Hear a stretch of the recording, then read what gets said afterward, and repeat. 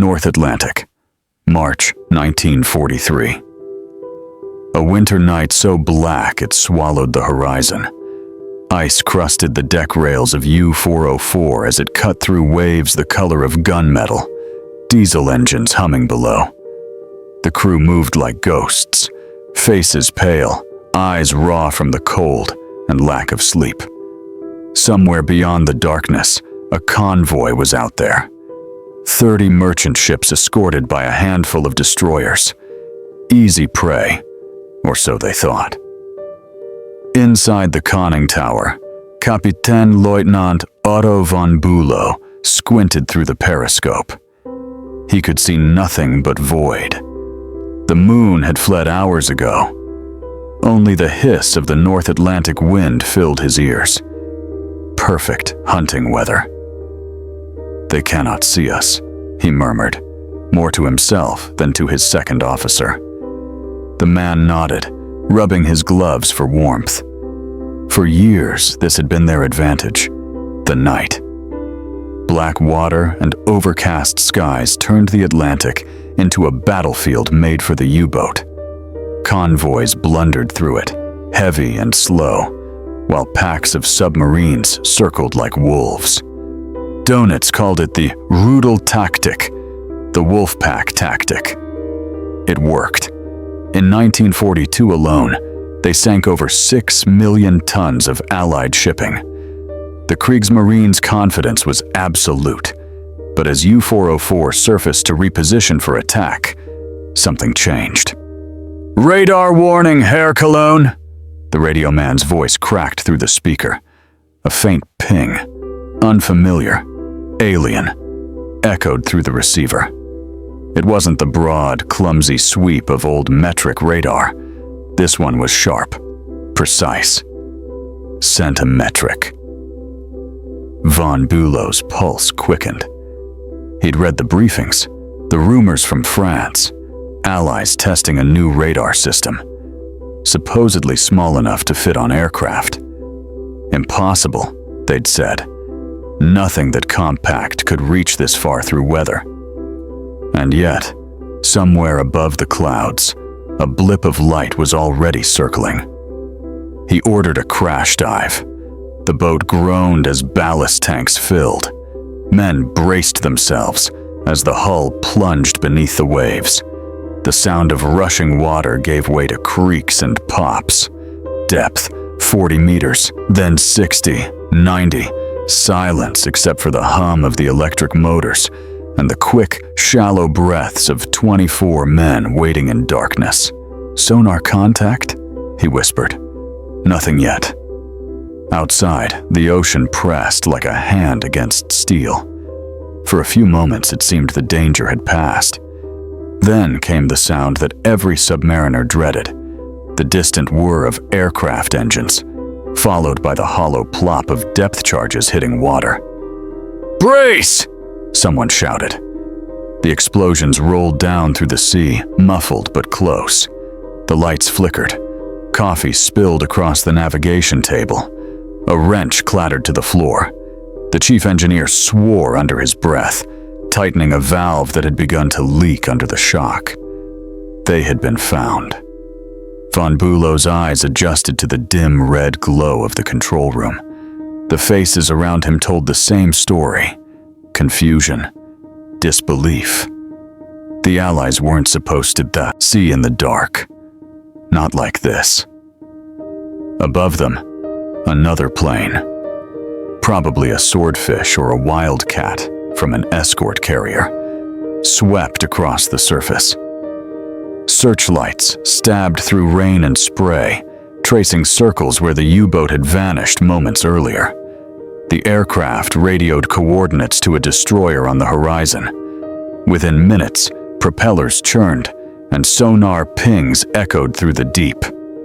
"Stay silent," von Bülow ordered. "No sound, no movement." But the ocean had turned against them. Each ping from the enemy's ASDIC sonar came closer, sharper. It was as if the sea itself had betrayed its own hunters. In London, in some quiet lab under the Air Ministry, Scientists were celebrating a breakthrough, one that made darkness meaningless. In the Atlantic, that discovery was rewriting survival itself. On the floor of U-404, oil dripped from a cracked pipe. The crew waited in stillness. Minutes stretched into hours. Somewhere far above, a new kind of war had begun. A war where the invisible could now be seen. And for the first time in the Atlantic campaign, the hunters began to feel hunted. Hours later, U-404 broke the surface miles from the last attack site. The wind was relentless, salt spray freezing against the periscope head as the crew emerged, pale and shaken. The diesel engines coughed to life, their hum low and uncertain. Von Bülow climbed up to the bridge, scanning the horizon through binoculars. No ships, no aircraft, just the black, endless Atlantic stretching in every direction. He drew a slow breath, the cold cutting into his lungs. "They shouldn't have found us," his first officer muttered. "At night, in this weather? It's not possible." But it was. For the first time, U-boat crews were learning what centimetric radar meant. The new Allied sets, like the British Type 271 and the American SG radar, could see through fog, through cloud, through the dark. The old tricks, surfacing under moonless skies, hiding among waves, no longer worked. The ocean had grown eyes. Von Bülow gave a single order: transmit nothing, not even to BDU. The headquarters in Lorient could wait. He wanted silence, secrecy. If the Allies had cracked the codebooks again, even a single message could expose them. Below deck, the men whispered in low voices. They had been under for nearly 12 hours before surfacing, and now condensation dripped from the bulkheads like rain. The air smelled of oil, sweat, and fear. A cook passed around tin cups of ersatz coffee, his hands trembling.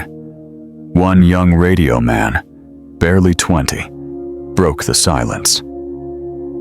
"Herr Cologne, do you think they can see through clouds?" Von Bülow didn't answer. He looked at the boy's wide, sleepless eyes and said only, "We adapt. That's how we survive." But deep down, he wasn't sure what that meant anymore. In London, the Allies had adapted, and faster than anyone expected. The Atlantic had once been ruled by shadows. Now, radar and Escort carriers brought light into those shadows. Small jeep carriers converted merchant hulls like HMS Biter and USS Bogue could patrol with convoys, launching aircraft directly into the night. The effect was immediate and brutal. Instead of hunting blind, the escorts could now coordinate air and sea attacks with near-perfect timing.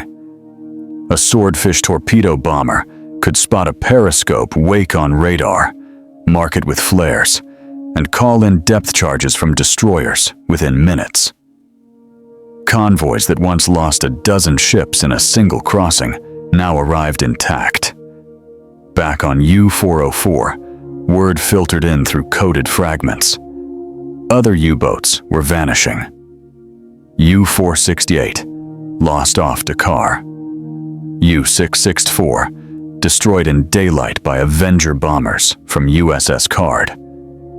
U-752 sunk after a rocket strike from a sea hurricane. Each report was brief, clinical, final.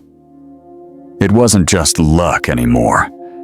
Something systematic had changed. By summer, the wolf pack tactic that once terrified the Allies had become a suicide mission. Destroyers no longer feared the night. They used it. The same darkness that once protected the hunters now hid the aircraft that stalked them. A week later, Von Bülow's boat received orders to patrol west of Ireland. The area was called the Black Pit, a gap between air coverage zones. It had been the last safe region for U-boats, but with the new escort carriers, even that sanctuary was disappearing. The navigator traced their route on the chart table, the red pencil shaking slightly with the motion of the waves.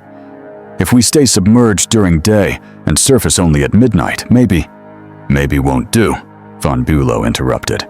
We'll surface only to recharge batteries. 2 hours, no more.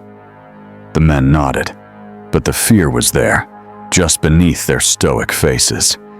Every creak of the hull, every unexplained echo on the hydrophone, felt like a heartbeat counting down.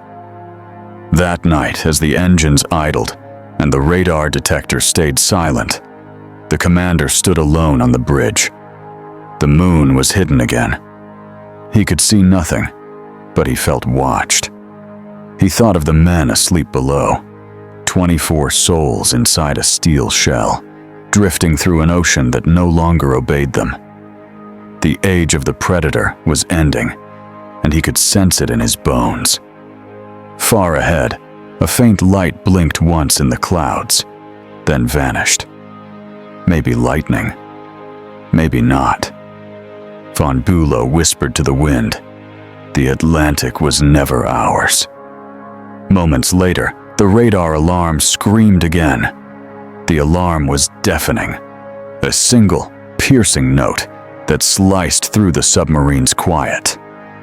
Every man in the control room froze. Then came the captain's shout, "Crash dive, now!" U-404 tilted forward as ballast tanks filled. Mugs, pencils, and a single photograph slid off the chart table and hit the floor. The men moved in practiced silence, but the panic was unmistakable. They'd heard that tone before. It wasn't random interference. It was a radar lock. Outside, a Grumman, TBF Avenger from the escort carrier Bogue, was sweeping low over the Atlantic, its radar operator watching a tiny blip flicker across the scope. "Contact confirmed," he said into his headset. The pilot banked the plane into a tight curve. Below them, the waves boiled where a periscope had just dipped out of sight. "Drop pattern Bravo. Depth charges ready," came the order. Under the surface, the men of U-404 braced. The sea went from silent to alive. The hydrophone operator could hear it, the descending whistle of steel canisters, then the crushing, concussive thuds as explosions rolled through the water. Light bulbs shattered. The hull screamed under pressure. One man crossed himself, whispering a prayer in Polish under his breath. In the red glow of the control room, Von Bülow's jaw tightened. "Depth 90 meters. Keep descending." "Sir, we can't take much more." "Do it!" Another explosion. This one close enough to throw 2 men to the deck. The navigator's pencil left a streak across the chart as the table lurched. Somewhere aft, a pipe split open with a hiss. Salt water poured in. The chief engineer yelled from below, "Pumps damaged! We're taking on water!" "Shut it off! Manual valves!" For nearly 20 minutes, they hung there, silent, blind, waiting for the next charge. But the sea eventually went still again. Only the creak of steel and the hiss of escaping air remained. Von Bülow finally exhaled. "They've gone." The crew didn't cheer. They knew better now. On the surface, the Avenger pilot made a slow circle, scanning for wreckage. Nothing, just oil slicks. He keyed his mic. No visual confirmation. Sub presumed damaged, possibly destroyed. Then he banked back toward the carrier, the gray dawn breaking over the horizon behind him. But U-404 was still alive, limping at 90 meters, lights flickering. Von Bülow moved through the compartments, checking faces. The men were pale, trembling, but steady. He paused beside the radio man, the same boy who'd asked about seeing through clouds. His hands were shaking so hard, he could barely hold a wrench. "You did well," the captain said quietly. The boy nodded, though he didn't believe it. By morning, the sub had crept away from the attack site, but their batteries were low, and the diesel tanks were half empty. Surfacing was inevitable. The sea above was calm, unnaturally calm. "Surface to periscope depth," Von Bülow ordered. The boat rose slowly, water cascading off its hull. Through the periscope, the Atlantic looked empty. No destroyers, no aircraft, only rolling swells and the faint light of dawn. He gave the command. "Surface! Engines to half speed!" The U-boat broke through the surface, waves splashing against the tower. Crewmen climbed up, scanning the sky. For a moment, it felt like old times. Clean air, open sea. Then someone pointed east. A speck, growing larger. "Aircraft! Bearing 085!" Von Bülow's throat went dry. The aircraft was coming fast. A single-engine plane, wings folding out from a carrier launch, likely another Avenger.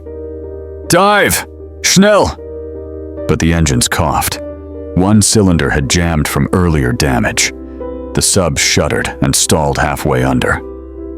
Von Bülow's last clear image before the water closed over the conning tower was the dark shape of the Avenger banking toward them, bomb bay doors yawning open. Below, the men braced again. The cook gripped a handrail until his knuckles went white. The hydrophone man whispered, "He's right above us." The sea erupted. 2 explosions ripped through the aft section. The lights went out completely. Smoke filled the compartment. The chief engineer coughed, voice hoarse. "We're losing power!" The submarine groaned under its own weight, descending uncontrollably. Someone began to scream, but another voice cut through, steady, quiet, commanding. "Blow ballast," Von Bülow said. "All of it." The pumps roared to life. Air surged into the tanks. Slowly, painfully, the descent stopped. The U-boat hovered, crippled, gasping for air, but alive. Von Bülow gripped the periscope housing, sweat mixing with salt water on his forehead. He whispered, barely audible. "So this is how it ends. Not with a fight, but with silence." He looked at the compass, the needle trembling, no longer sure where north was.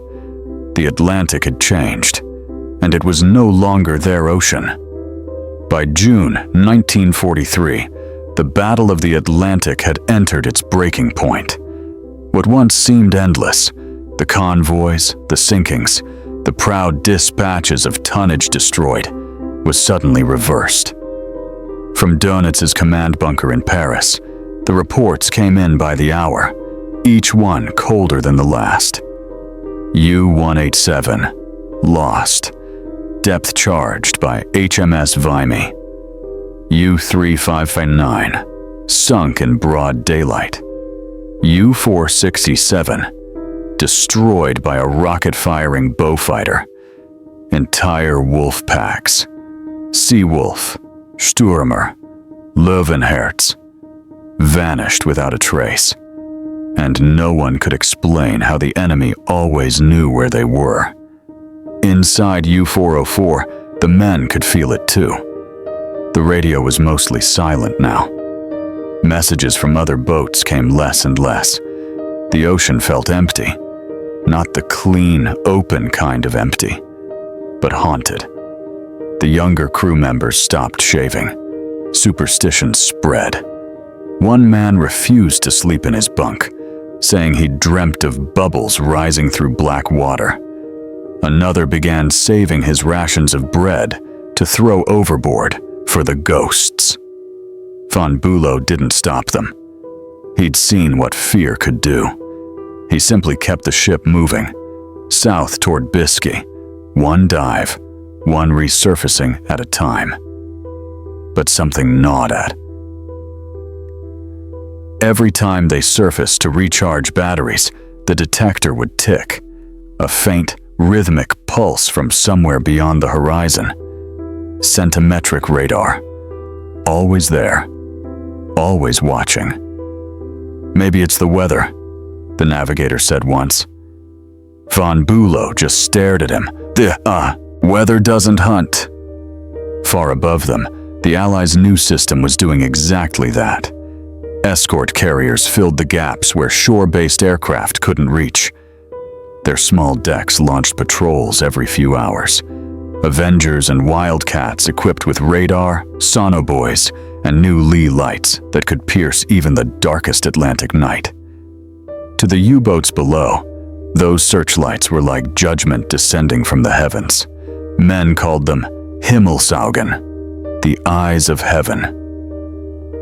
On a cold morning near the Bay of Biscay, von Bülow finally saw it himself. He'd surfaced before dawn, thinking the horizon was clear. The first hint came as a flicker on the waves, a glow too steady to be lightning. Then the sky opened up with a blinding beam of white. "Lee light!" someone screamed. The crew barely made it below deck before the bombs fell. Two exploded off the port side, the shockwave slamming through the hull. The gauges spun. Panels cracked. The helmsman hit the deck as sparks rained from the wiring. "Flooding in the stern! Trim tanks failing!" Von Bülow steadied himself against the bulkhead. He could hear the groan of metal bending, the hiss of steam, the cries of men trying to patch ruptures in total darkness. The battery acid burned their throats. The submarine was bleeding out. "Surface?" his first officer asked, his voice thin, desperate. "No," von Bülow said. "If we surface, they'll finish us. We go deeper." At 120 meters, the hull began to creak like an old ship's spine. Bolts shivered in their sockets. The water outside weighed millions of tons. "Depth 130, called the engineer. "She won't take more." "Hold her steady." The captain ran his hand along the chart table. Wet, slick with condensation. He thought of his men, of the Atlantic that once belonged to them. In his first patrol, the ocean had felt like freedom. Now, it felt like judgment. A dull explosion sounded far above, distant, then another, farther away. The attack had ended. For now. When the U-boat finally surfaced hours later, the sea was calm again. Sunlight glimmered across the waves, indifferent to the terror below. Von Bülow stood on the bridge, scanning the horizon.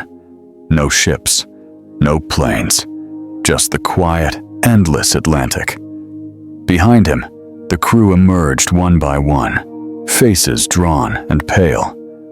Someone lit a cigarette, shielding it from the wind. Another murmured a prayer for the men who hadn't made it home. Von Bülow said nothing. He simply looked out over the waves and whispered to himself, "The ocean doesn't belong to men anymore." That night, a coded signal came through the radio from Dönitz himself. "All U-boats withdraw from the North Atlantic. Operations suspended." It was the first time in the war that the German Navy had called a retreat from open waters. The Wolfpack era was over. When U-404 limped into port at Lorient weeks later, the men on the docks barely recognized her. Salt streaks stained her hull like dried tears, and the tower was pocked with shrapnel scars. The crew shuffled ashore in silence, eyes hollow, boots leaving wet prints on the concrete. They had once returned to fanfare, music, flags, girls with flowers. Now there was only the echo of cranes and gulls. Too many boats were missing, and everyone knew it. Von Bülow stepped down last. He'd lost weight. His uniform hung loose at the collar. An officer from the base command met him with a clipboard and a forced smile. "Welcome home, Herr Kapitänleutnant. Your patrol report, if you please." Von Bülow just looked at him. "Report what? The ocean that turned against us?" The man said nothing. He didn't have to. Every surviving crew in the pens had the same look, the look of men who'd outlived the sea's patience. Inside the officers' mess, conversation was low and clipped. A chart on the wall marked each sunken U-boat with a red pin. The map looked diseased. A younger commander, barely 25, slammed his cup down. "They can see us through fog, through night, through everything. We dive, and they already know our position. It's witchcraft." An older officer replied quietly, "It's science, and it's the end." They turned as Von Bülow entered. Someone asked what it was like out there now. He didn't give a speech. He simply said, "We no longer hunt, we run." Far across the channel, in a damp airfield outside Belfast, a Royal Navy radar technician finished calibrating the same centimetric set that had doomed U-404. The young man stretched, wiped his hands on his overalls, and didn't think much about what those pings meant for the men below the waves. To him, it was a clean signal, a job well done. War is rarely seen from both sides at once, but in 1943, radar made sure one side could see everything. For Von Bülow's surviving crew, reassignment orders came fast. Some were sent to training units, others to the Bay of Biscay defense flotillas, missions that felt like slow suicides. A few volunteered anyway. Pride dies slower than fear. One evening, the radio man, the same boy who'd once asked if the Allies could see through clouds, stood by the harbor fence, watching the tide come in. He lit a cigarette, hands shaking, and whispered to no one in particular, "It's strange. The sea sounds different now." It did. The gulls cried louder. The water slapped against concrete instead of steel. The Atlantic wasn't a battlefield anymore. It was a graveyard. By the year's end, U-boat losses had tripled. The once mighty wolf packs were scattered, hunted, their radio frequencies jammed and tracked. The Allies called it the Black May, the month the tide turned for good. From that point on, Germany never regained control of the Atlantic. The convoys flowed steadily toward Britain, bringing the lifeblood of an entire front. And in that long stretch of gray ocean where sonar pings still echoed and wrecks rested silent on the seabed, the story of the hunters who lost their night was written in steel and salt. Late in 1944, Von Bülow visited the pens one last time before transfer to a desk job in Berlin. The air smelled of diesel and rust. He paused beside a new submarine, sleek, advanced, the Type WWII. Its engineers boasted that it could outrun any destroyer, dive deeper than any Escort. He rested a hand on the cold hull. The steel was perfect, the theory flawless, but he knew the truth.